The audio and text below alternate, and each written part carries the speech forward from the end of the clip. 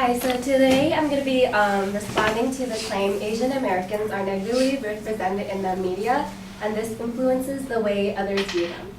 So my opponent's secondary claims are Asian Americans are the model minority stereotype.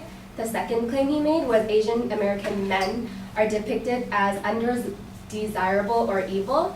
And the last claim he made was Asian American women are depicted as exotic, subservient, and sexual. So my response to the first claim was that, the opponent gives examples of three actors and actresses, all who play very successful and intelligent characters. One example is Sandra Oh, who plays an ambitious doctor who graduated first in her class from Stanford. Next is B.D. Wong, who played a former FBI agent and is a current forensic psychiatrist. And lastly, Rex Lee, who received his MBA from Stanford, and he also graduated first in his class. I personally don't see how this is a negative portrayal to Asian Americans. I actually think these are great examples of how Asian Americans are positively represented in the media. The opponent also stated how Asian Americans feel stressed to live up to the expectation of the model minority. Me being an Asian American college student, I don't believe that media is the cause in the stress. There are many factors that contribute to the stress that we all have to deal with.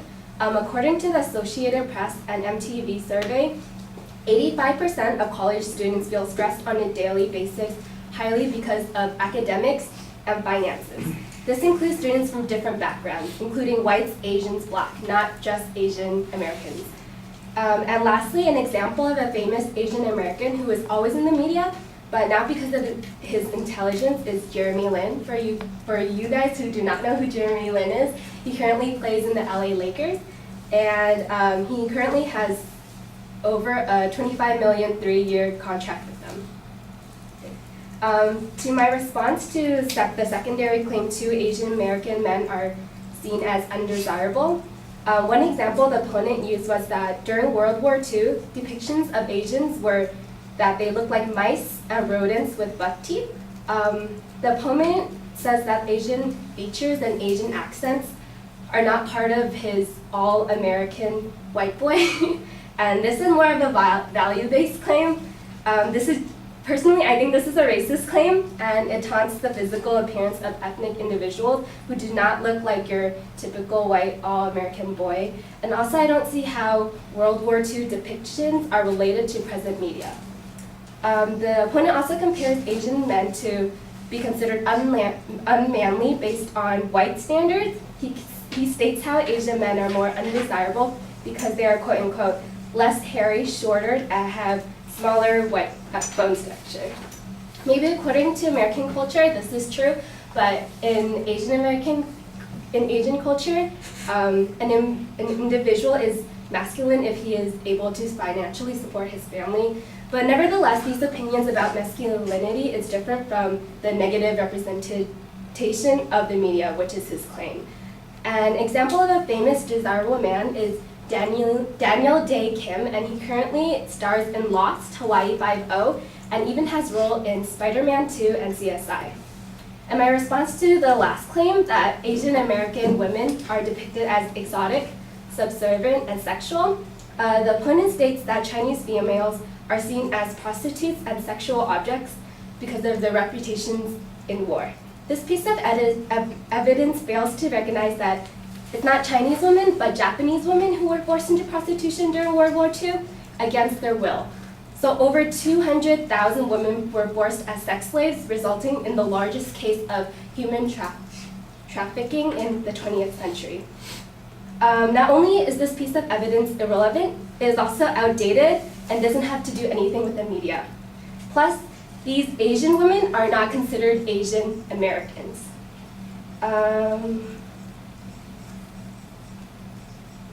If you've heard of Michelle Phan, she was the first famous YouTube makeup artist. And for you guys who do not know what YouTube is, it's basically an online website where online individuals like you and me can upload videos.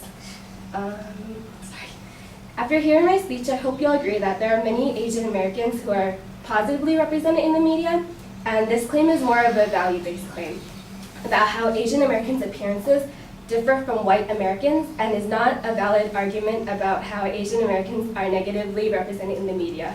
Lastly, the claim fact is not valid because it contains two ideas. First, how Asian Americans are negatively represented in the media, and second, it influences the way others view them. Thank you.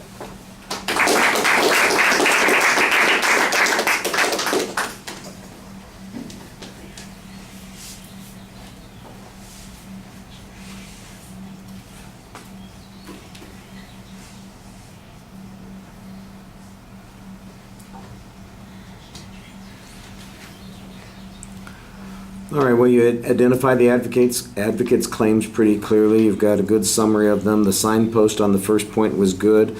You repeat some of the examples that the advocate talked about, and basically it comes down to this: how are these negative examples? They all seem to be positive examples. The only way that they would be perceived as being negative examples is if they create this false stereotype that people are supposed to be adjusting to. And I thought you had a pretty reasonable argument here that said that the stress comes from a lot of different places, and I'm not exactly sure that the desire of first of all, did the advocate even show that Asian American men or women, young people, are in fact stressed because they are trying to live up to this standard or this stereotype of success? I don't remember hearing any data on that.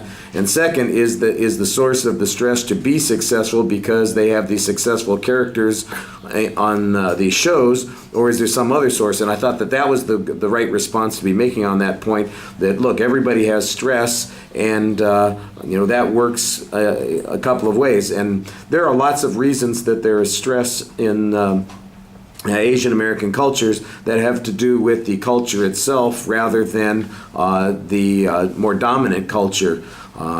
The famous example are the tiger moms out there that are driving their kids to success. That has, it's not like mom came from China and then she suddenly saw TV in the United States and suddenly drove her kids to become, good at school. I don't think that that's the way it's likely to have worked. So I think you've got the right idea on the causality argument here. I don't know how the Jeremy Lin example works in here, except that it shows that they're stressed because he's making a lot of money. I think the argument on the second point basically tries to dismiss the evidence that the advocate's using because it is so old. There's an acknowledgement that we're talking about stereotypes that occur in wartime where, the enemy is being portrayed in a particular way negatively. That's probably not a surprise, but has that become the white standard or perception of Asians? That's what you need to be able to demonstrate. And did the advocate demonstrate that? I think there's a good question about whether or not that's true. Instead, you just kind of talk about, I think that's racism. Well, yes, it is racism, but was that racism created by the media? That's the argument that I think the advocate's making on this particular point.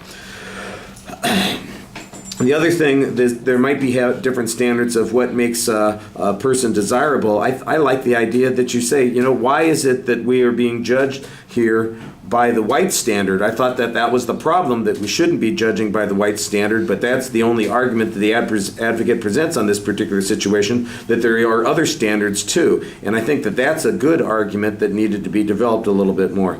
On the sexual exploitation issue, you had okay arguments on this also. It wasn't the Japanese women, it was the Chinese and the Koreans that were forced into the